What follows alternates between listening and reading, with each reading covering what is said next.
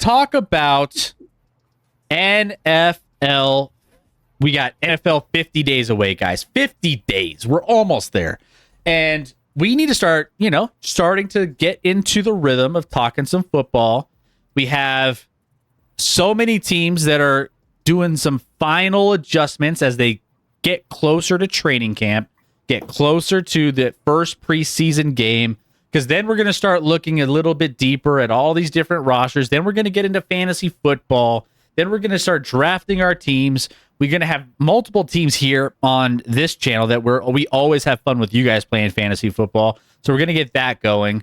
We're going to have all of our previews. We're going to have everything all season long.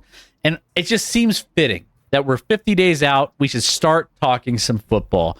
But the thing is there's been a lot of movement over the offseason. There's been a lot of teams moving back and forth, making changes, trying to improve their chances of winning some more games this year and trying to get into the playoffs and win that Super Bowl. So we're going to go ahead and we're going to take a look at the players in new places from a couple different lenses. We're going to do it from a fantasy standpoint, and we're also going to do it from an how are they going to do in real life standpoint as well, because there are a lot of players that could be altering the way your team looks or your fantasy team looks based off of who you might be drafting when it comes to some of these players. So we're going to dive into that. We're going to dive in and we're going to take a look at some of these. And Rec, I think we just start out with your boys, because your boys made a lot of moves. So you have a handful. You have Jonnu Smith coming in. You have Jalen Ramsey.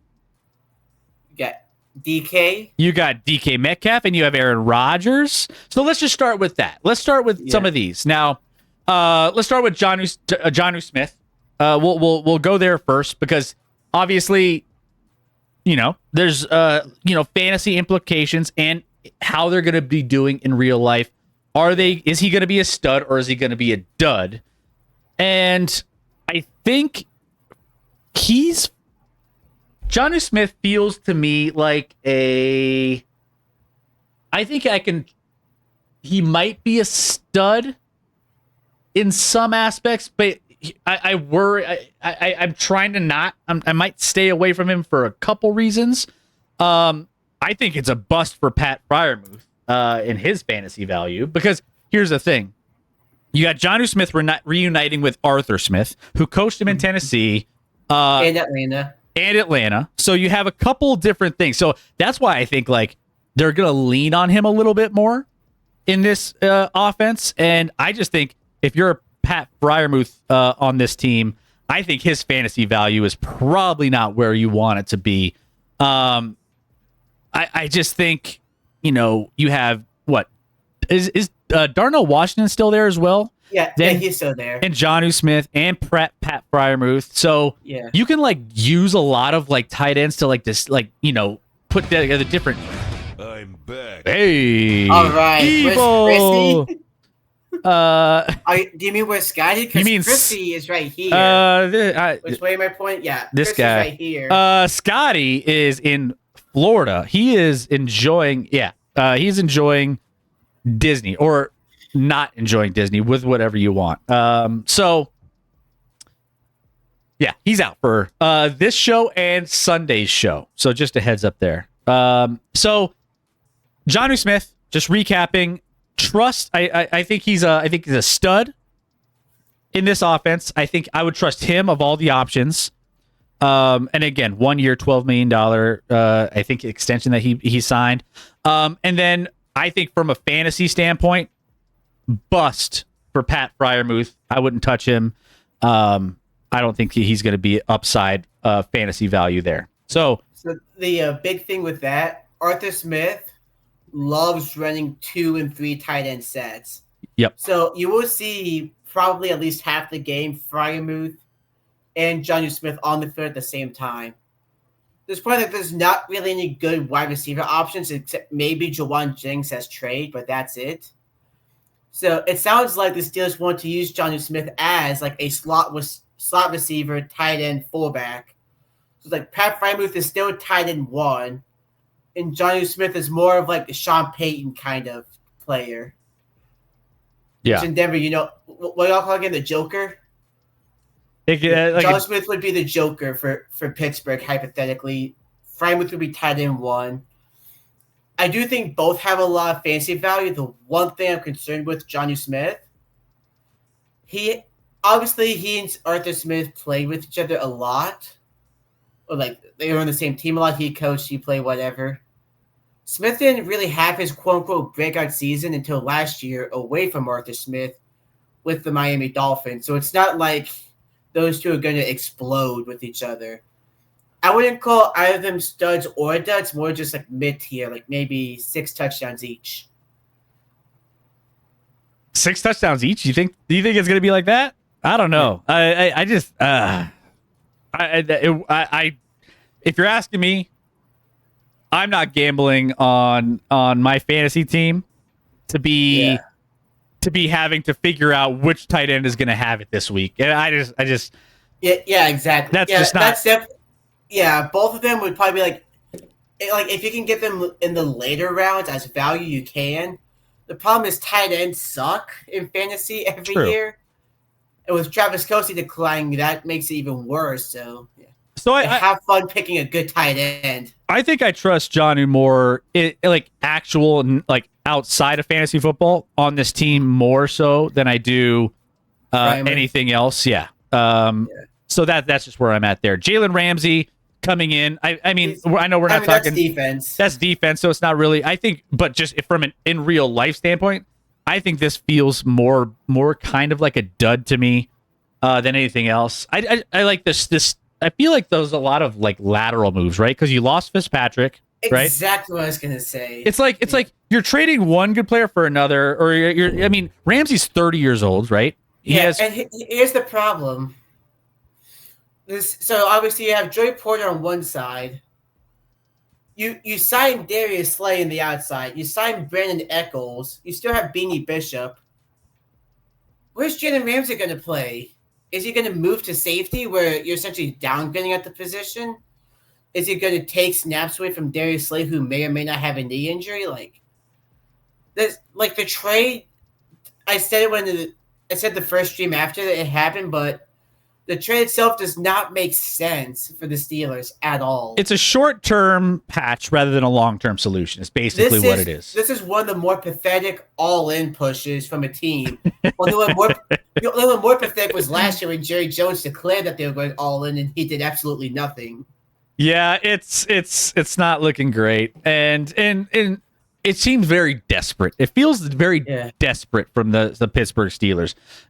Your boys, they're trying to make moves, and they're trying to get some names and shifting things around. We're going to shift to Aaron Rodgers and DK Metcalf here now, and it's like I think both from a fantasy and actual, I think both of these guys are going to be kind of a bust. Rodgers, obviously, they're the bust category for these. Rodgers turning 42, oldest quarterback in the NFL, his oldest player. Well, and his fit, Metcalf's playing style. I think Aaron Rodgers likes to have precise route runners, Devontae Adams, and some of guys that Metcalf is Alan more Lazard. Alan Lazard, and Randall Cobb. Maybe they'll bring Randall Cobb. Is Randall Cobb? He's 40. They can bring him back, right? I'm a man. Don't take him out of retirement. So I just think the fit with Rodgers and how he fits with Metcalf, I think is kind of clunky. Between Robert Wood, Darius Slay, there's just it's just Woods might not even make the 53-man roster. He's a non-factor in this conversation. It feels all so desperate, and it just doesn't feel like It is desperation because from the reports I've seen, most of the Steelers staff didn't want Aaron Rodgers. You heard Cameron Hayward on his podcast I'm not going to give him a pitch. If you want to be a Steeler, you don't. I'm tired of waiting. Yeah. But Mike Tomlin, who is the loudest voice, wanted him, so he gets what he wants. Yeah, I just think there's synergy issues with this team. I think there's, especially with the players that you want and need to be good. I think there's going to be some. So from a fantasy standpoint, Aaron Rodgers, DK Metcalf, I struggle to I don't want to jump on those bandwagons. And just in real life, IRL, I'm just not feeling it. I'm just not feeling it. Every local and every local national analyst, reporter, whatever, said that the best way to utilize Aaron Rodgers is to utilize him less, like have him throw about 20 passes per game. Yeah. Like, how good are you if the best way to use you is to not? Yeah, exactly. Like, let's be real here. So, I guess if we're going on that front, then yeah, Jonnu and Fryermuth, as we talked about before, both lean towards studs. Lean towards duds. Yep. Yeah, and then if you want someone to lean on in fantasy from Pittsburgh, Jalen Warren, Caleb Johnson, the two running backs. Since Caleb Johnson's a rookie, he'd be a great late round addition. He'll probably start as the backup, and as the season goes on, he'll eventually get more and more reps, becoming the starter. So with the Steelers, you want to go for value. You don't want to reach for anyone in Pittsburgh. Yeah. There's nobody there that's like, oh, we have to get him here while we can. Yeah, I would be very cautious about drafting players in your fantasy league from Pittsburgh. Yeah. So DK Metcalf is still elite. But again, he's not a route runner. He's go deep and make the receiver look bad. He's the only addition that's really a needle mover, him over Pickens. Yeah.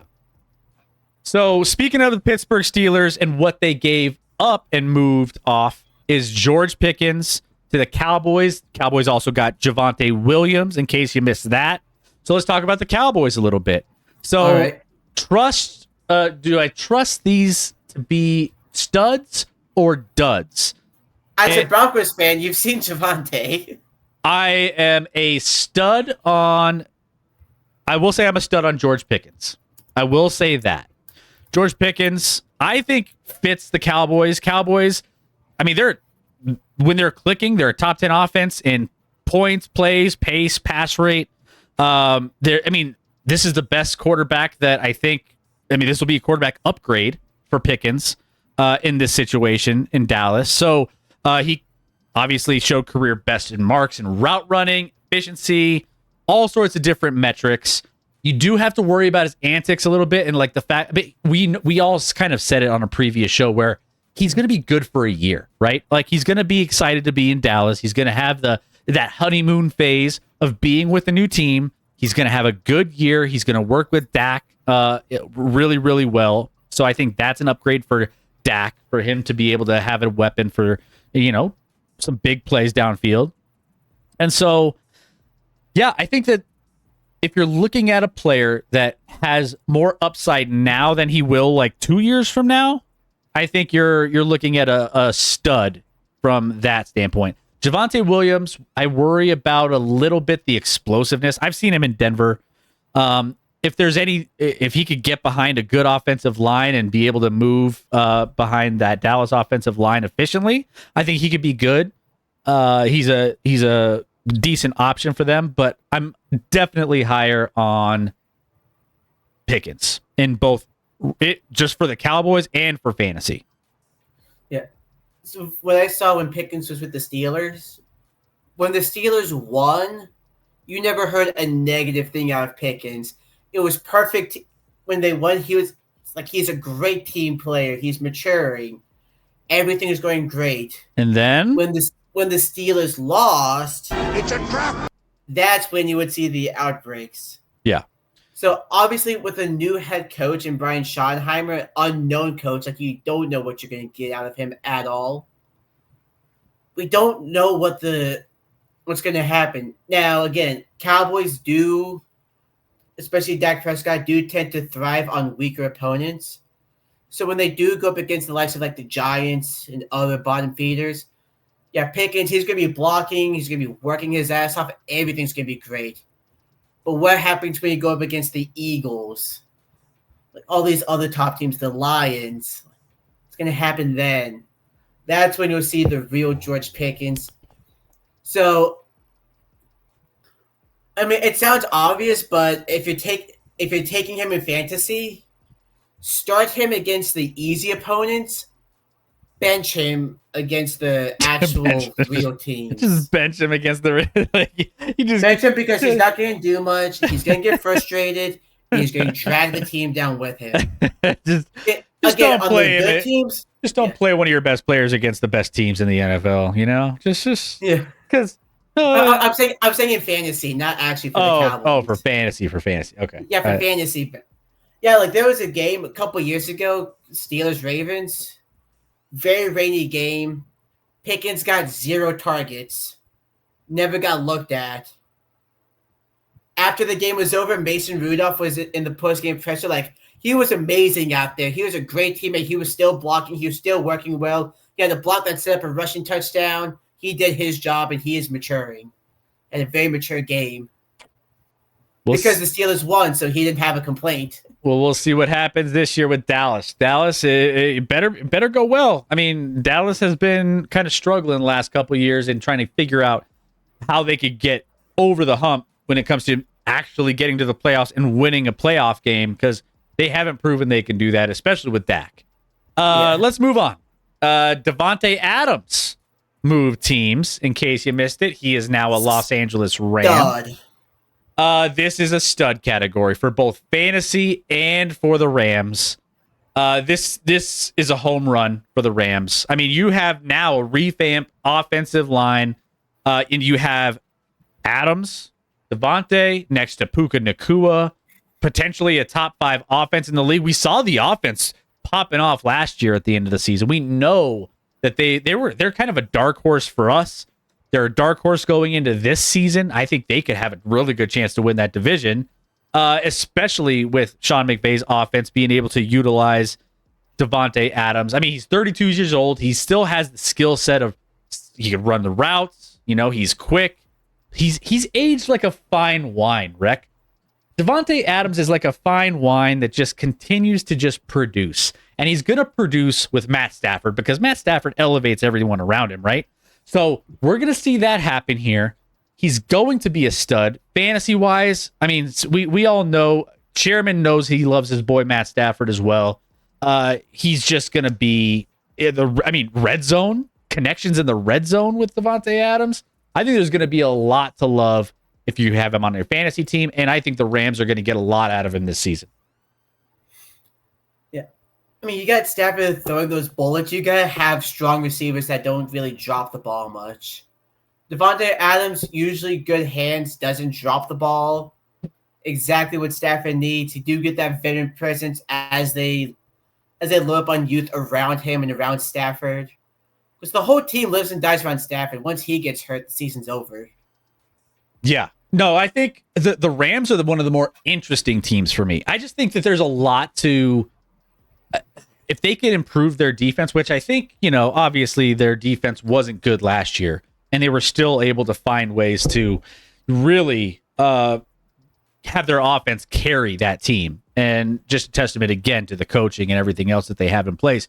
But you just bolstered this offense for Matt Stafford, and it's hard for me to say that they're not going to be a team to look over your shoulder at and be like, man, keep an eye out for them when they make the playoffs, because if they didn't have to go to that cold game in Philly, where it was snowy, and I mean, obviously, yeah, that's just how it worked out with the seating and everything else, but they still had, there were some points in that game where you were like, maybe they have a chance. And then all of a sudden, it kind of fell apart on them with the weather. But still, keep an eye out for the Rams. I love. I think that's a stud move and stud for both the Rams and your fantasy league. I'm going to stay in LA here for a second. Yep. Because we did have some more breaking news today coming out of their camp. What do we got? Their new acquisition, running back Najee Harris, is expected to start the training camp on the NFI list, the non-football injury list. Because he blew his face off with a firework? Yes. Bruh. Come on, man. Yes. Come on, man. We got Yeah. fireworks with Yeah, so Jason Pierre-Paul called. He was like, now he's got part of the club now. He's part of the club. yeah, he's suffered a what's called a superficial injury to his eyelid. Dumb. How that happens is beyond me. My 5-year-old daughter burned her hand on a sparkler, and it was like, yeah, you can understand that. A grown man getting blasted in the face with, there was a funny meme where it was like a styrofoam head getting blasted. It was like a kind of a PSA, like watch out for fireworks. Yeah. And it was just a mortar shell popping out and blowing this styrofoam head clean off this mannequin's body. And it was like, yeah, this is what Najee Harris is this year. Yeah. Basically. Yeah, I mean, in the Jim Harbaugh offense, a run-first offense, Najee could thrive if he's used right. Being like downhill, north to south guy doesn't do well, east to west. Najee he's a guy that he'll get you 3 yards a carry. He's gonna get you 3 yards. He's not gonna like break a big one. He's not gonna get stuffed. He's gonna push through for a little bit. And that's that. I think like Najee Harris, I talk a lot about this, like boring players that produce. Najee Harris is a boring player that I just don't really want. He's boring and he doesn't. The only thing that's not boring about him is his press conferences where he gets pissed off at everyone. Yeah. Let's keep it out west though. Let's keep it out west. Sam Darnold and Cooper Kupp, Seattle Seahawks. So you have a couple new weapons out there in Seattle. And I think Sam Darnold a bust. And this is going to be bust all over him. But just between fantasy and in real life, overall team outcome for this one, I just don't love anything about it. It's like it's a downgrade at both quarterback and receiver, right? Because one, I think when it comes to Cooper Kupp, are you going to get a healthy Cooper Kupp? Real quick. Imagine saying like 3 years ago, imagine saying that Sam Darnold is a downgrade to Geno Smith. I'm not saying you're wrong. No. I'm just saying that's funny as hell. Yeah, that's what we're talking about here. Yeah, I mean, I just think when it comes to Geno Smith and DK Metcalf, who was obviously we talked about traded away to the Pittsburgh Steelers, it's just like it's so underwhelming. Like Kupp is almost borderline. You can consider him, I wouldn't say washed, because I think when he's healthy, he's good. He just hasn't been healthy. And then Sam Darnold is, I don't know, is he in a more of a run-heavy offense? Is he going to have any kind of upside, whether it's fantasy or whether it's for the Seattle Seahawks? I don't love it. I just don't love what that looks like either way. Seattle offense is one of the like limited production from a fantasy standpoint. Like I don't want to touch anyone from this offense. Maybe Jackson Smith and Jigba. Yeah, Jason, that's about it. Maybe. But like I've got a couple problems. Like for one, like Jackson Smith and Jigba, he's a slot guy, right? Basically. He can be. Where does Cooper Kupp fit then? Yeah. Cooper Kupp is a pure. We're going to run like 2 slots and no outside wideouts. Well, it's perfect because Cooper Kupp's going to be injured for most of the season. So Jackson Smith and Jigba will be that. I mean, I mean, so it doesn't And then when did Sam Darnold struggle last year? He didn't struggle much, but when did he struggle? Under pressure. Yeah. And who the hell is blocking for him? You have a bunch of rookies and nothing really set in stone. Like sure, the first round pick will probably be good, but you don't have much on the offensive line. He is going to get run over in the pocket. Yeah, I don't love anything going. I know SDG. Yeah. Sorry, SDG, if you're out there. He probably his ears are burning right now. I'm sure you're not super stoked about it either. So Yeah. Yeah, I mean, if you I take just close your eyes and think about this, right? Close your eyes and just say, this NFL season, my quarterback is Sam Darnold, and my wide receiver is Cooper Kupp. Let me see who they have behind them. Ugh. Hang on. Don't I gotta love look it. this Don't up. love it. Who the hell is playing wide receiver for the Seahawks? I mean, That's Track JSN. Tuma. I don't know. Oh my god. I mean, that Please kill reaction. me. That reaction. I don't know. There are others. So obviously, 3 wide out, 1 tight end. The third string wide receiver, Marquez Valdez-Scantling. Oof. And then behind them, you have Torrey Horton and Jake Bobo. Cody White is still a thing. How? There's going to be a lot of this going on in Seattle. There's going to be a lot of. It's the only way you're going to get through the games. Kenneth Walker, maybe you pick him up in fantasy, but that offense is ugly. Yeah. Sorry, Seattle. Sorry. Don't love that for you guys. Speaking of Geno Smith, let's transition. Speaking of Geno, to the Las Vegas Raiders. Raiders. How I see this.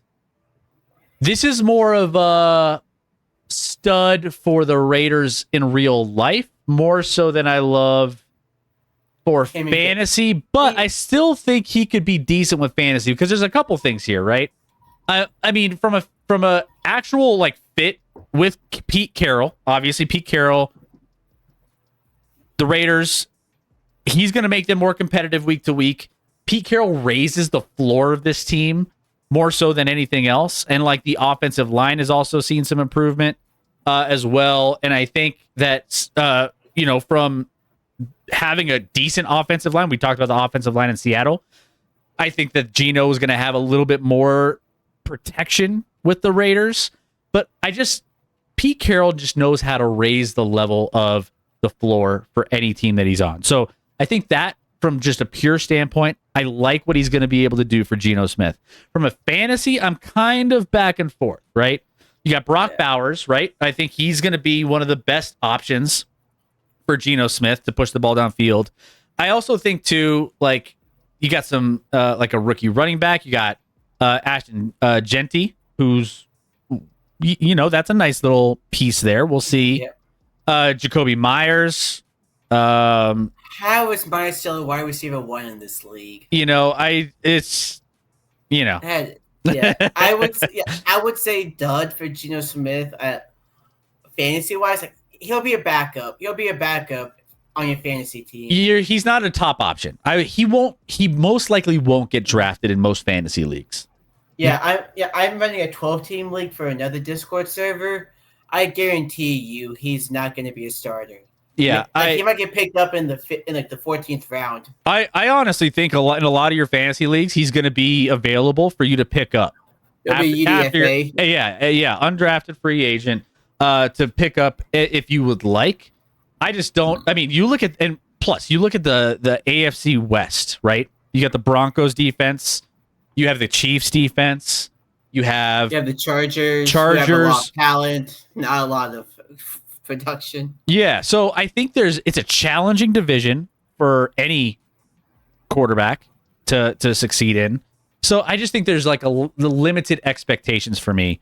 Now, is he going to be decent in that offense with Pete Carroll? Is Pete Carroll going to help him to excel? I think so, but I just don't think it's going to be what you want it to be. Geno is not going to raise the ceiling there. But I do think that there's some intrigue from just what he could do in real life. Outside of one particular play, what does Pete Carroll like to do? Yeah. Offensively. What does he like to do offensively? Pound the rock. Pound it. Ashton Genty's getting 30 carries a game, book it. We'll find out. It'll be interesting. Let's move on to New York. Let's go to East Coast. Justin Fields to the New York Jets. So he is there. Rick. He's the best quarterback free agent last year. That's not really a good thing. It's not. But it's he not was the best quarterback option. Yeah. On the market. Yeah. It's kind of a trap. It's a trap. He doesn't have a lot of. Obviously, fantasy-wise, he has upside because of how much he runs. Like, the Steelers didn't like using gadget plays, and they would, like... And they'd set up plays where everyone in the world knew Justin Fields would run, and he'd still get 9 yards. So he's still very athletic. If fantasy-wise, I would lean towards stud. Production-wise, I would lean towards dud. Because, A, he's on the Jets... Yep. B, he's got a rookie head coach. And C, it's like just bad things always happen. Again, Fields still needs to develop. He's in year 5. Who knows if he's going to develop there? He's got some upside, but not a lot. Yeah, you nailed it. This is exactly what I had. I had, as far as he's a dud in my opinion, in the actual scheme of everything that's happening, right? When you're watching the Jets as a football team, I don't think he's going to necessarily equate to a lot of wins. And that's just basically, like you said, rookie head coach. I think there's going to be, the Jets just are a rough team.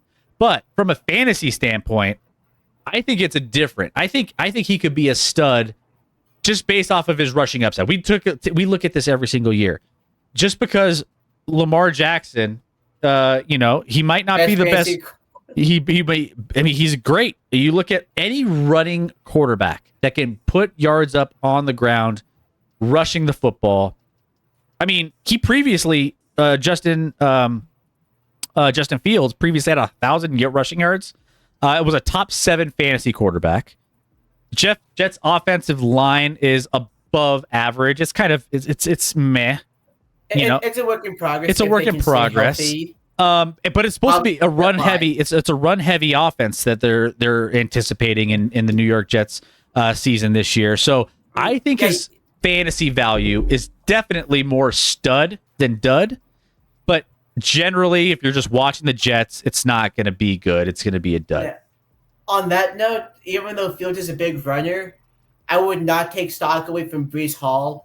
Because you'll see a lot of read options. Yeah. You can have Fields keeps it, gets a bunch of yards. He hands it off to Breece Hall, who gets a bunch of yards.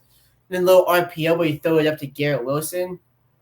Like I said, there's a lot of fantasy potential in this offense. Just not a lot of actual potential.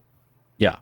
I think he strikes me more of a high risk, high reward fantasy guy. I think he could be under the radar pick for you. Let's say you're in a double quarterback league or something, and you get down to some of these lower rounds and you see Justin Fields up there. You take him. You take him. I think you take a high risk, high reward fantasy pick on Justin Fields late in like a double quarterback league, and you go with it and you see if it ends up panning out for you. All right. Let's go. Oh, just Brendan. Brendan. It's one of those things. Anyways. I don't mean to do that to you, Brett. It's like, oh, it's just Brendan. Brendan, thank you for being here, man, as always. So, yeah, Chairman, if you ever feel bad about your team, take a deep breath and look at this. I even do one better. I take a deep breath and think of the Browns or something like that. So, Brendan, what's going on? So an alt account. Alt. Welcome back. Good to see you. I know it's his first time, but I don't believe that. Yeah, that motherfucker back there is not real. My detector test determined that was a lie. Wi-Fi. Okay. Let's go to the Indianapolis Colts and Daniel Jones. Jones signed a 1-year, $14 million deal with the Colts. Trusting that this is a stud or dud.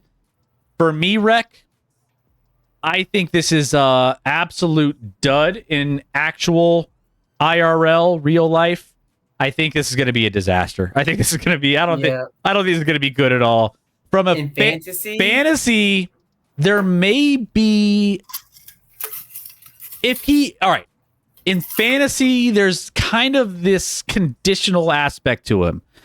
If he starts due to Richardson's injury, I think there may be some value for one, Daniel Jones, and two, I think like Michael Pittman, which I don't always touch in fantasy. For some reason, I just always leave him off Michael Pittman either. He kills me every time I even get anywhere close to my fantasy team, but could get late round value. I think that there's some world where Daniel Jones could be a sneaky fantasy option here. Agreed entirely. So I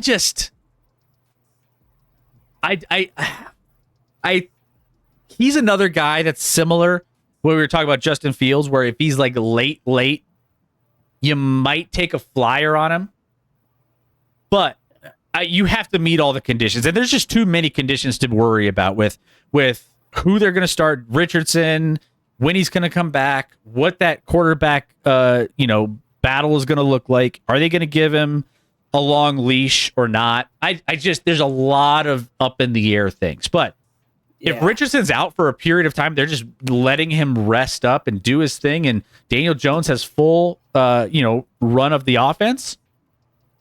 From a fantasy standpoint, sure. From a real standpoint, it's a disaster. Yeah. I'll put it like this. If you're in the locker room, you would probably rather Daniel Jones than Anthony Richardson if you're a player. Obviously, like, Daniel Jones is a veteran.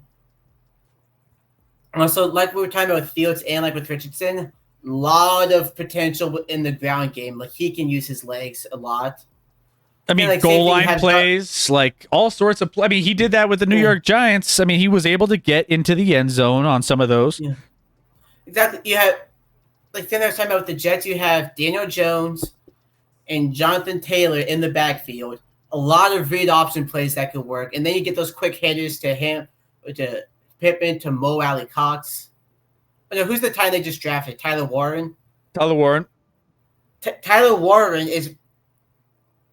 Honestly, having Tyler Warren there at tight end makes Daniel Jones more of a stud option if he starts.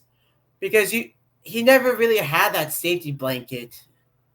Like, Evan Ingram sucked with the Giants. But yeah, you, like, as a veteran quarterback, you look for that safety valve over the middle.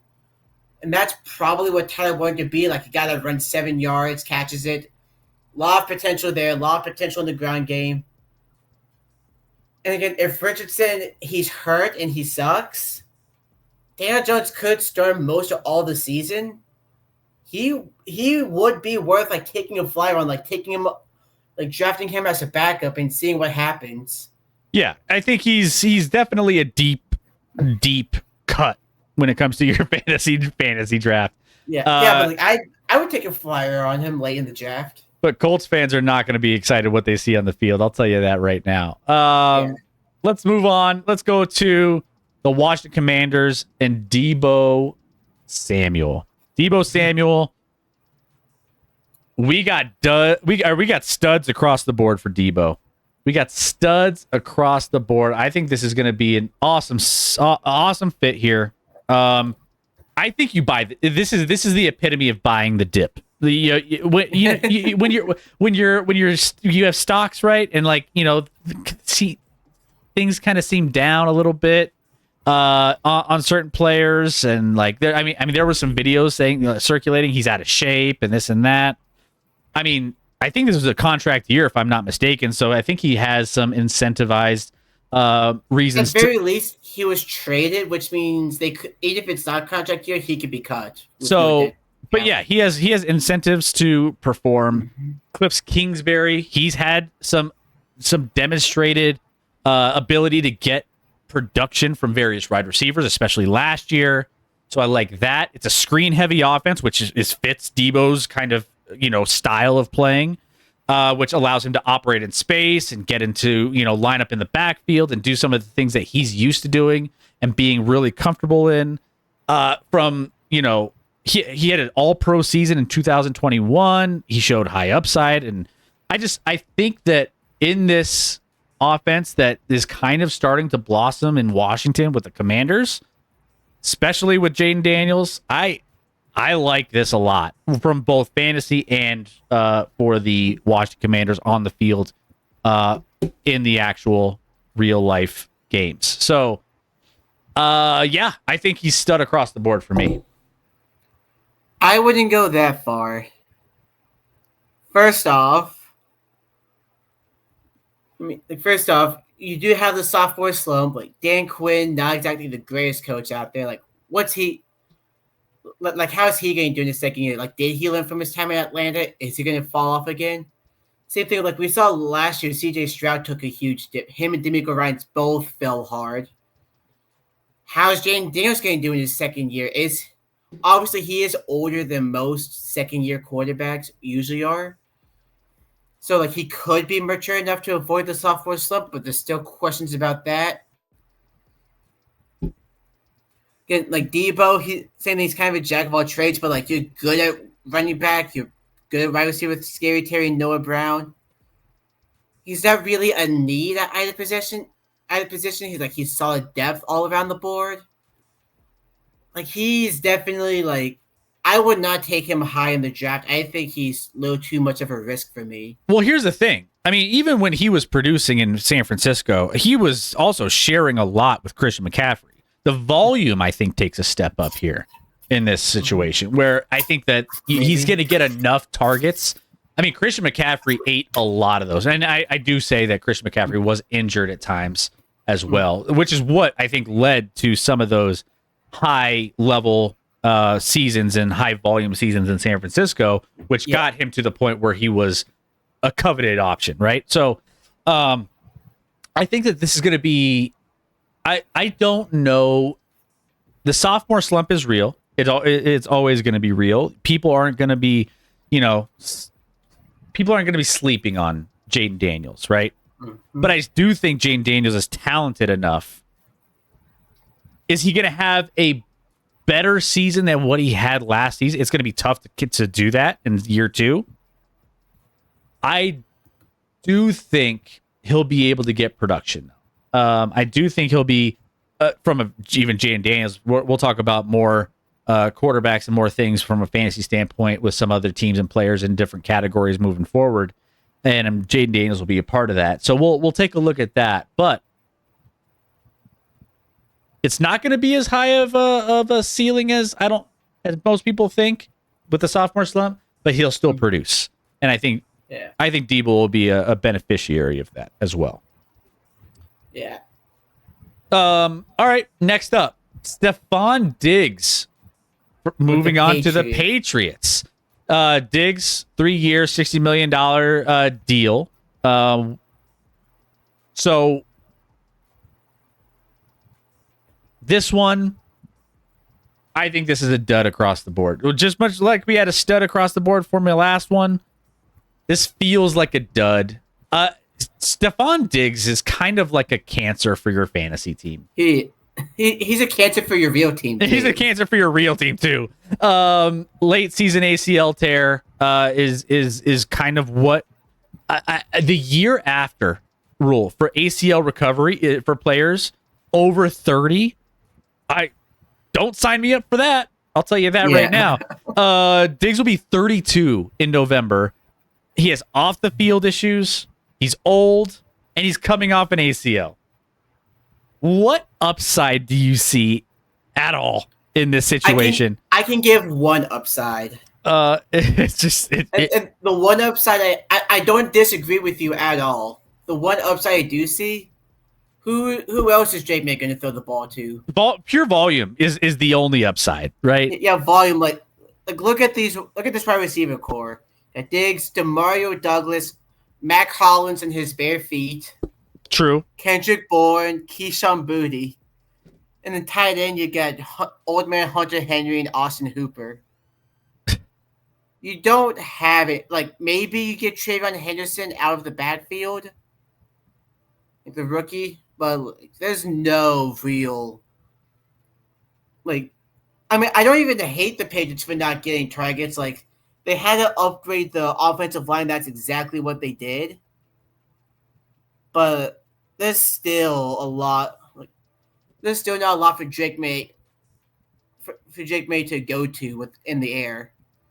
Yeah, I don't love anything about this. This seems it seems like an unnecessary person to even like want to have on your fantasy team or on your real team in general. He's just a walking red flag to me. So I'm out. He's a dud for both. We're not worrying about Stephon Diggs in New England. And we alluded to this. And we already talked a little bit about this, but Najee Harris, obviously, to the Chargers. What do you have? I got him as more as a dud. Again, just because like he's probably going to miss a little bit of time. Like if he's on the if he remains on the NFI to start the year, he's going to have to miss at least 4 games. Automatic, don't draft. Maybe pick him up and put him on your bench afterwards, but overall, not a guy you're getting excited about. Only upside is it is a Jim Harbaugh offense that runs the ball a lot. Well, and for me, I'm kind of with you. So he's a bust for fantasy, at least from a fantasy standpoint, initially, because obviously they got the issues with the. His eye is also a bust. He can't see. So if you can't see the hole in the offensive line, I have issues. But not only that, they drafted Amari and Hampton in the first round. So that's signaling that Hampton reached on your running back. Yeah. So Harris's role is uncertain, right? We don't know necessarily how they're going to balance that running game. They gave a million running backs because that's what Jim Harbaugh loves. Splitting carries is kind of one of those things where you just don't know what that situation is going to look like, even when he does come back. And then I don't know. I don't know what that looks like. Harbaugh's obsession, I think, with running backs and even Harris as a recruit. It's weird. I trust him more from a real life standpoint on the Chargers, just being an option, than I would from a fantasy standpoint. I think he's going to be able to maybe not have as much of a load. So he might be able to thrive in certain aspects of maybe some lesser, I don't know, in maybe being effective in a A-gap scheme or something along those lines. But outside of that, I don't see a lot that I'm really super stoked about for him. Yeah. I was looking. There's no other big signings that's really exciting on the Chargers. Yeah. So those are kind of my big ones. Those were kind of my big ones that I wanted to talk about. Yeah, I'm looking. We could talk about the Giants with Russell Wilson. Yeah, Giants, Russell Wilson. Russell's going to start all 17 games.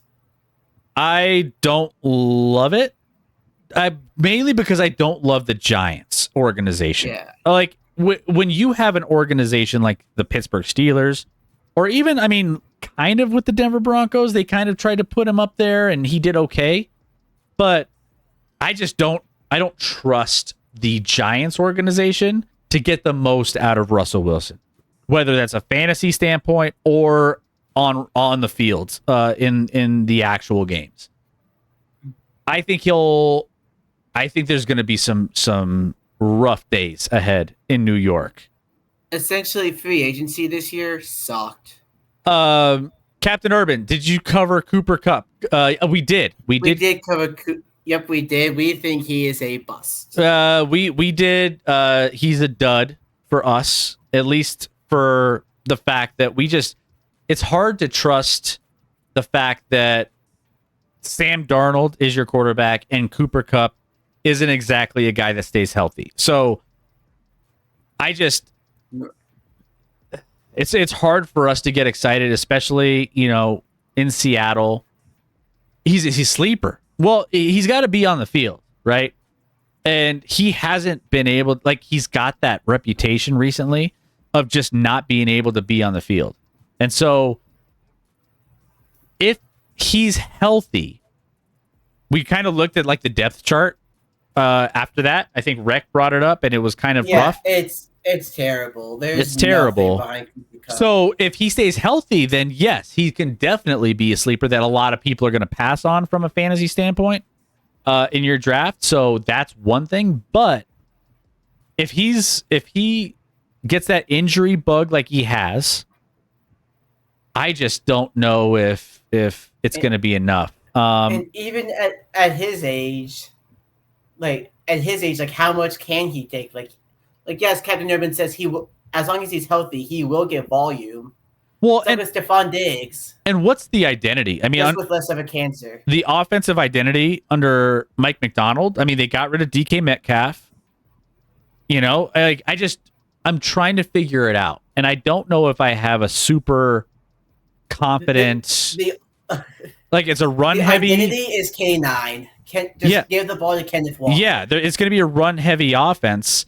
And then throw it to Jackson Smith and Jigba. And then, I think that there's going to be.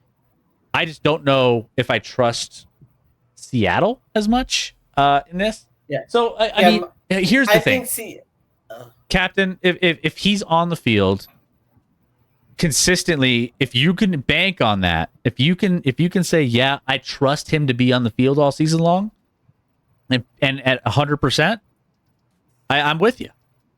I just don't know. But you also got to think Sam Darnold is throwing the ball in a run heavy offense as well. So there's, Darnold's younger than Geno. Coop is cheaper than DK.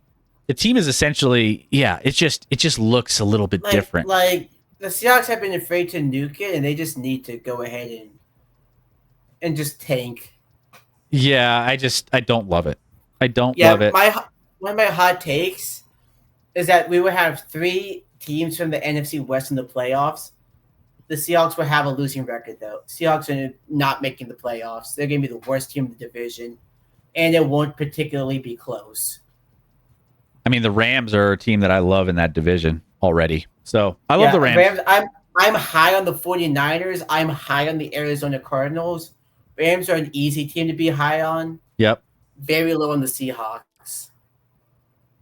So, and here's the thing, Captain. If you see Cooper Kupp late round, like really dropping in your fantasy draft, sure, take a flyer on him. If he's, I wouldn't trust him to be my wide receiver 2 or flex. Or he would be a flex at best for me. Feeling like I wouldn't love him at flex. Like I wouldn't trust him at wide receiver 2 for sure. Maybe a flex. And that's so what we've learned from all these is that avoid players that change teams. Odds are it's not going to work out for you. Just stick with what you know. Stick with what's worked with the correct team. Yeah. I think. Of anyone. How many players that change teams are you high on? So I think that we covered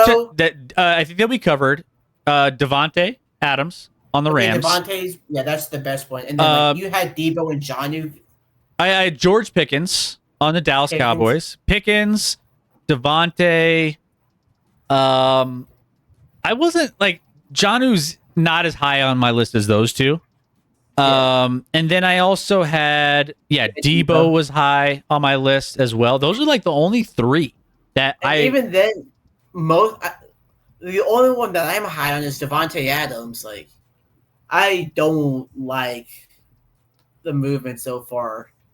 Yeah. So if you're taking a theme from everything that we talked about tonight, stay away avoid players who moved to new teams generally, because it's not going to be a good situation for a lot of these guys. Maybe DK works as the wide receiver 1 in Pittsburgh. Maybe that would be my second pick for someone that moved, but even then I'm not too big on it. I wouldn't reach for that. Yeah. So again, it's all circumstantial, but if you're getting into your drafts and you need some help and you're just I'm struggling here, and you got some of these guys that shifted teams, and it's like, yeah, last 3 or 4 rounds, maybe you take a stab at them, right? Like we said, with some of the quarterbacks on this list, you could do a little bit of those, like gambles. Yeah, it's like Daniel Jones was one of the ones I was highest on. Daniel Jones, Justin Fields. Justin Fields That's could be one, if from just a pure fantasy standpoint. Captain, as long as I get Nakua or Chase early, I'll be happy. Yeah. Mm-hmm. Yeah. I think you could be pretty happy with either of those guys. They're going to be going at the top of the draft for sure. So you just, it's just part of it.